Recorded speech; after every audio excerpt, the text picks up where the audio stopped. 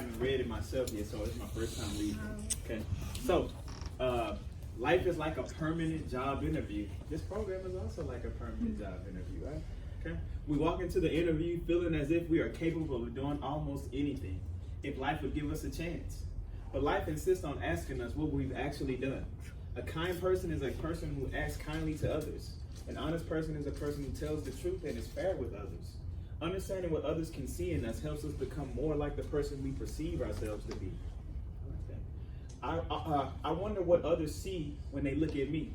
I will take a hard look at myself to make sure my actions align with the person I believe I am. We judge others by what we feel capable of doing, while others judge us by what we have already done. Henry Wadsworth Longfellow. I like this right here, guys. I really like that. But I read something a little similar to this recently that says, you know, no matter how many people you have met, everybody you've met takes something different about the perception of you. You know what I mean? So it's a million people here. You've met a million people. Every person you met feels a little differently about you than the way you may perceive yourself. Yeah. You know. So what I take from this is definitely practice what you preach, I would say, and be honest about, you know, who you are as a person, you know, because, you know, sometimes, you know, you may think, I'm a certain way, you know, but if you don't take your constructive criticism, if you don't listen to what other people have to say, then, you know, you're going to be, you know, alone in your thoughts, you know what I mean? So I really like this one today. Judged by our actions, not by, I guess, perception. Good stuff, good stuff, good stuff. Yes, sir. So, what you gonna deal with the negative people? They always think negative for you when you do positive thing for them. Like, man, that's one thing my mom always tells me right here. Yeah. You can't expect other people to do what you would do it? right. But you can't change who you are. You know, so I'm gonna continue being myself, being kind to that person. You know, but I'm not gonna expect nothing back.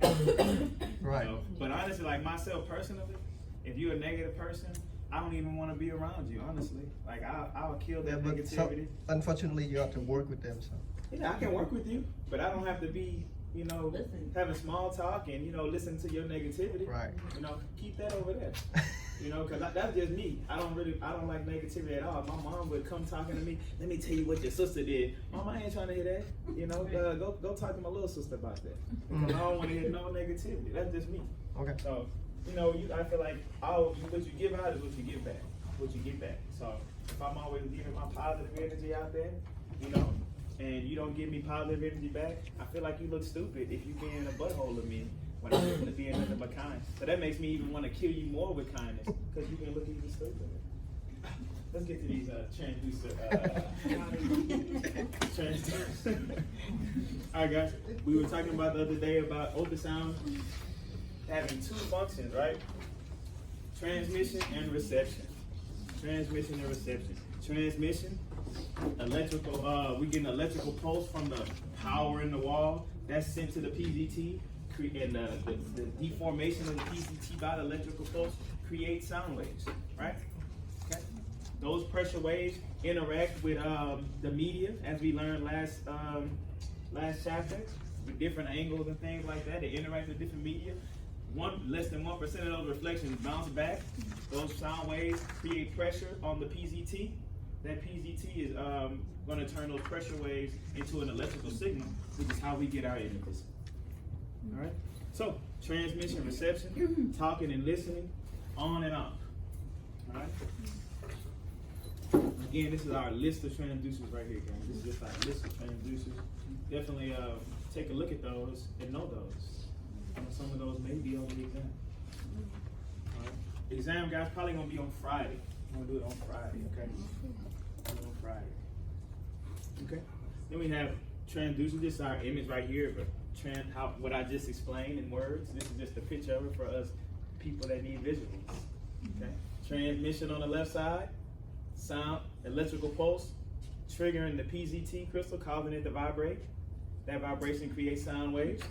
It interacts with tissue, bounces off that tissue. Some of it reflects back to the PZT, that's causing that PZT to vibrate again and making an electrical impulse. Okay, those electrical impulses come back to what we call the receiver of the ultrasound system, and then we're gonna talk about the receiver a couple of chapters from now, how that works. Okay.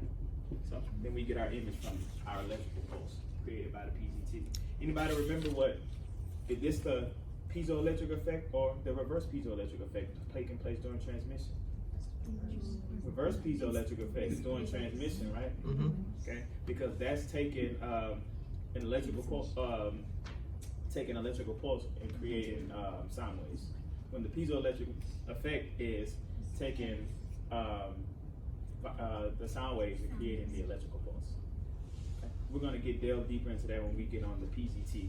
Guys, you're going to see that if you looked at the PowerPoint, it doesn't go exactly like the book is. I made it a little more organized because I didn't want to talk about PZT and talk about all this other stuff and come back and talk about PZT again. So I got everything under one section. All right. Basic transducer construction. We talked about this. Guys, again, know this image right here. You may have to label this. You may have to label this. All right. So know our 7 components. Okay. And I did want to be clear on this because I know I told you guys that ultrasound systems usually have more than one element, active element. Remember, I said PZT is also known as the active element, the ceramic, okay, or just the element. Okay. So for the purpose of this class in physics, we're always going to be talking about a single element transducer. Okay. Even though the transducers we use, none of them are single elements. They have hundreds of elements within those within those transducers. Okay. But for the purpose of this class, for easy explanation, we're talking about one single round element, okay? I know that's not the element, but that's the shape of it right there. It's round, shaped like a coin. I know it says it in the book like that, okay? So for the purpose of this class, we're talking about a single element transducer. Okay? We're gonna talk about the different kinds of transducers a couple of chapters from now, okay? Real-time imaging, all right? So I definitely want to be clear on that. Man, I fixed this stuff today. I don't know why it's still coming like that. Okay, so the case, guys, the plastic case, the outside, the part that we grab, okay? That is, everything I want you to know about it is in bold, okay? That is the cylindrical tube that is made of metal or plastic, okay? It protects the internal components from danger, from us dropping it, causing it to break and things like that. And it also insulates the patient from electrical shock. Okay? So, we taking notes right here, guys. I want to put, like I said, protects the internal components.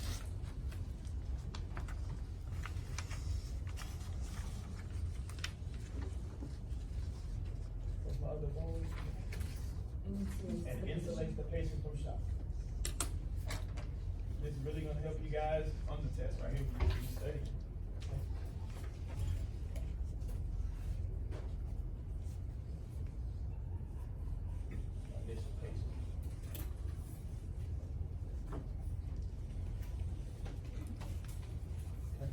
So again, remember I told you guys that when we're talking about this, I'm giving you all 7 components, but also I told you the 3 that are most important as far as you taking and passing your SPI the first time. But the main part, the other 4, the case, the electric shield, the acoustic insulator, and the wire. I really just want you guys to know what their functions are. The book doesn't go into heavy explanation because the other 3 things, PZT, the matching layer, and the damping layer, all require more explanation as to why we need those, why they are more important. Okay? So, again, the case protects the internal components and insulates the patient from shock. All right? Okay. The electrical shield, which is right inside of the case. Okay. It's a thin barrier lining the inside of the case. It prevents spurious electrical signals in the air. Okay. So we know PZT elements are triggered by electricity, right? This is going to prevent any kind of electrical noise that's going to cause harm to our image. It's going to be useless information. We know what noise is, right? When we get that kind of shot, that kind of a haziness on our image that really serves no purpose. Like when you're looking at you see gas or something, and you're trying to look at the gallbladder, and it's not perfectly black for you. Okay, so what the electric shield is going to block any of the outside electrical signals from interfering in the transducer, messing with the PZT. So it's gonna prevent spurious electrical signals in the air unrelated to diagnostic information from entering the transducer, because all of these things can trigger the PZT element. Okay? And we don't want that. Remember, for higher quality images, we like short spatial pulse lengths, right?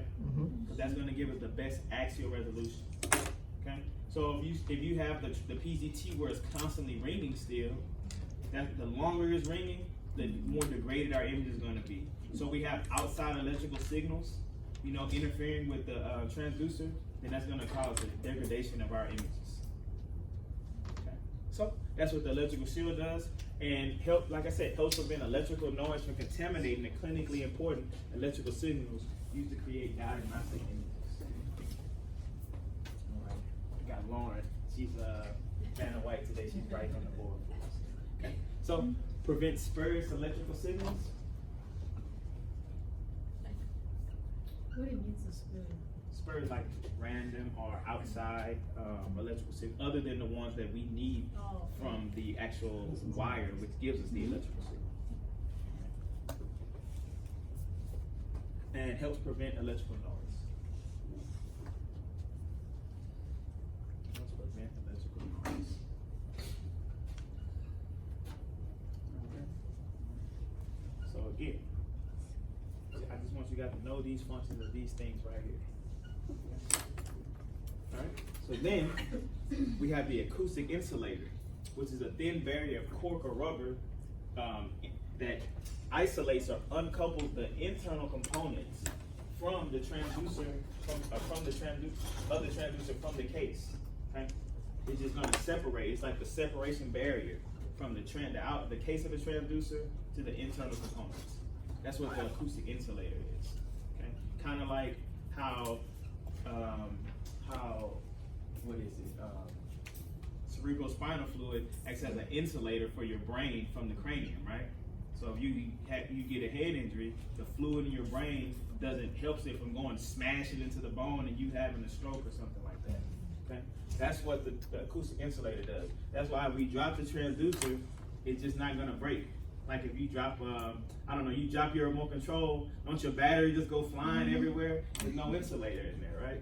So if you drop the transducer, that's why it just doesn't break the first time you drop it, okay? Because we have something that insulates it or isolates it from the outside.